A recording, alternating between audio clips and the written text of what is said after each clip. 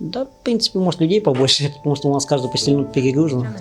Когда приходят обычные простые письма, мы должны вот так проштамповать все, поставить штампик. Единственное, только что очень долго идут, там месяц-полтора, но зато уже в 10 раз дешевле. Jamendo.com.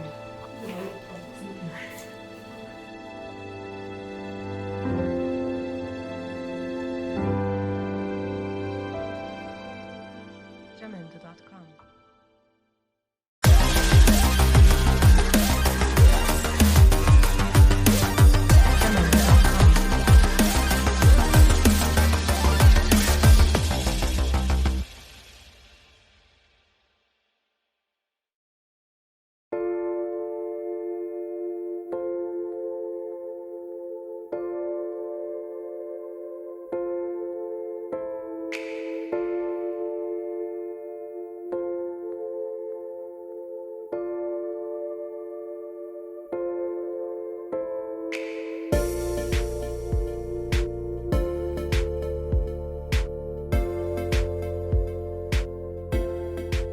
Обычно приходим мы на работу около 8 часов. Тем это у нас есть определенные действия. Например, когда только пришли, мы должны сначала сфотографироваться о том, что мы пришли на работу, так называемая отметка времени. Затем мы начинаем выполнять свою работу. То есть мы сначала делаем возврат писем, там судебные, административные, обычные заказные письма. Затем сортируем текущие заказные письма. Затем приходит у нас обычно в районе 9 часов почта наша текущая. Мы начинаем работать с ними. То есть газеты, заказные письма, опять же, простые письма, ЖД, бандероли и так далее. Все это сортируем, подбираем и затем уходим в доставку по организациям, по частным домам. После этого мы приходим на работу, делаем отчет, сколько что доставили. Затем работаем по еще вновь поступившим письмам, потому что у нас две доставки обычно идет, одна с утра, другая с вечера. То есть вторая доставка где-то с 3-4 вечера, ну днем уже считается. И затем на этом день заканчивается, мы снова фотографируемся, то есть делаем отметку, что мы отработали время, и уходим домой. Вот примерно такой рабочий день у нас. Средний длится 8 часов.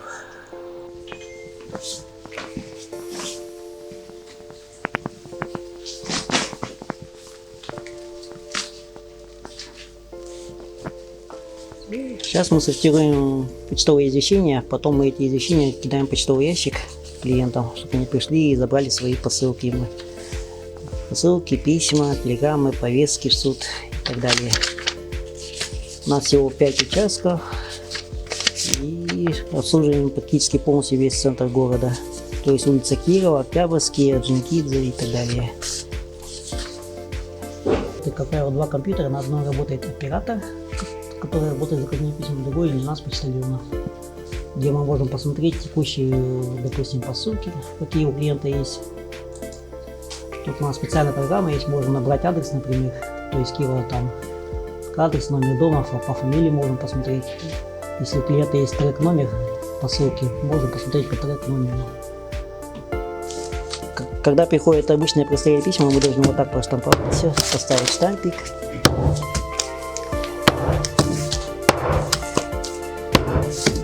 И затем уже раздаем по участкам. У нас в отделении 5 участков. У каждого участка закреплена своя улица. То есть улица Орджоникидзе, Кирова, Октябрьская и так далее. Например, улицу Кирова там 3 участка даже обслуживают, потому что она очень длинная. Теперь все это раздаем в раздаточные клейки. То есть я, допустим, на 4-м участке работаю, 4-м. Кто-то на 1-м участке. У нас каждая клеточка закреплена на каждый свой участок.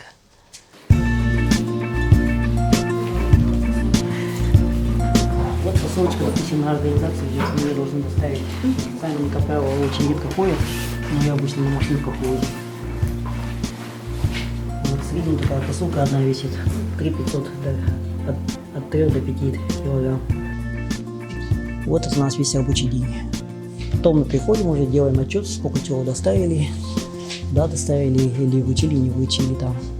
Начальство тоже потом забирает, допустим, повестки, у нас вот повестки лежат. Здесь мы делаем отметки, вручено, не вручено. И затем начальник тоже свои отметки делает, по компьютеру там отсылает уже мировым судьям, допустим. Тоже на клиентах у нас обычно идет на номер телефона, мы всегда можем перезвонить и выяснить, где он на самом деле находится. То есть случаи, конечно, бывают. Вот буквально вчера там тоже посылка была. Написал зачем-то наш индекс, посылка, естественно, к нам поступила, вот 677-027.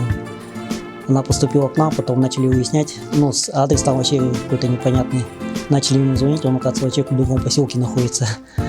Поэтому туда письмо уже на правильный адрес уже написали, переправили куда надо, на правильный адрес. Это мы закрываем свои посылки, ну, штампик наш, не штампик, а как называется-то, пломба. Вот наш пломбиратор. Они потом приходят, когда на посылке отправляет оператор, то есть входящие посылки клиент принес, мы мешок за это заделываем и вот так пломбочку сделаем потом, чтобы было видно, чтобы никто не открывал эту посылку, мешок с посылками. Ну, то есть чисто пломбирация посылок идет. Да, в принципе, может людей побольше, потому что у нас каждый почтальон перегружен, то есть в среднем мы должны это около 3,5 часа, но это очень медленным шагом ходить. Так как мы работаем быстро, мы и то практически не успеваем. Участки сейчас очень много стало. Хотелось бы еще одного человека хотя бы добавить. Вот единственное, что... А так нас всем снабжает, все нормально. Даже не знаю, что еще можно добавить. Да, раньше я очень хорошо, где-то лет 5 даже назад, еще недавно буквально, я постоянно занимал призовые места. Один раз был чемпионом республики по блицу, то есть по очень быстрым шахматам. Время каждому там по 5 минут даются. Еще раз был чемпионом города, 2 раза занимал первое и второе место в классических шахматах, по республике тоже первое и второе место. Ну и так сейчас форму поддерживаю, в основном сейчас в интернете играем. За спецодежду всегда снабжают, то есть теплые брюки, теплая куртка и ботинки тоже утепленные на кожаной основе. Так что морозом для нас не особая помеха. И так, ну погода, я не знаю, там мы в принципе не обращаем даже внимания. Ну где-то в среднем около 8-9 километров. Потому что я специально там даже на шагомере есть, да, и люди на приход земля. В среднем где-то 3,5 часа ходим по участку. Ну, таких особых, наверное, у меня не было. Единственное, только могу вспомнить, это раньше я доставщиком телеграм еще работал, когда школьникам подрабатывал. И был один забавный случай. Доставляли поздно вечером, уже где-то после 9. На такси телеграмму пришлось везти ее, как сейчас помню, на ЖК 18, где почти Ронарата была. Очень Паш был сок. И вот захожу я в частный дом. Там было очень темно, открываю дверь и чувствую там что-то очень теплое. Делаю шаг назад и вглядываюсь. И в это время смотрю, собака очень большая, такая здоровая, водолаз, видимо, воды. Встает и на меня тоже так удивленно смотрит. Я еле дверь успел захлопнуть, она уже сразу бросилась на меня. Вот это единственный раз здесь случай был. Ну, еще один можно описать, когда я доставлял телеграмму, там дома вроде никого не было, я выписал вещине, оставил в дверях, в это время дверь распахивается, и мужчина выбегает. Весь разгневанный. Потом оказалось, он думал, что это вор, и его квартиру скрывают. Решил посмотреть, кто там. Вот разве что 2 таких более-менее случая было. А так мы с утра просто ходим, развозимся. Больше у нас такого ничего нету.